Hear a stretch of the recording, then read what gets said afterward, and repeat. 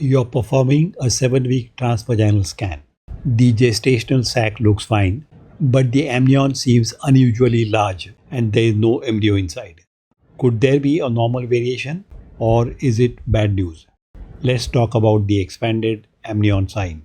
The expanded amnion sign is a reliable sonographic indicator of early embryo demise. It describes a situation where the amnion is seen enlarged or distended, often surrounding a collapsed or non-visible embryo without any evidence of cardiac activity. In a normal pregnancy, the amnion is thin, closely applied membrane hugging the embryo. As gestation progresses, the amnion and chorion gradually expand and eventually fuse by 14 to 16 weeks. But when embryonic death occurs early, fluid accumulation within the amniotic cavity continues briefly while the embryo stops growing.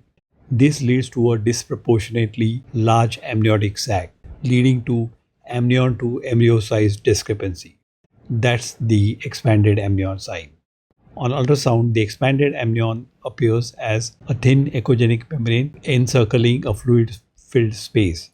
The embryo may be absent, shrunken, or without cardiac activity. The amniotic cavity appears out of proportion to embryonic size or gestational age. It's important to differentiate the expanded amnion sign from the empty amnion sign. In the empty amnion sign, the embryo is not seen at all. It may have resolved. In the expanded amnion sign, the embryo is visible but lifeless and the amnion appears ballooned or expanded around it. Both signs indicate non-viable pregnancy. When you identify the expanded amnion sign, reconfirm absence of cardiac activity in two orthogonal planes, correlate with beta HCG levels and gestational dating. If confirmed, it meets the criteria for early pregnancy failure.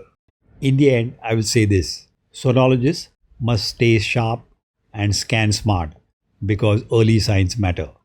If you want to learn more about role of ultrasound in obstetrics, please read the latest edition of my book Practical Obstetrics and Gynecology 7th edition, which has just been released.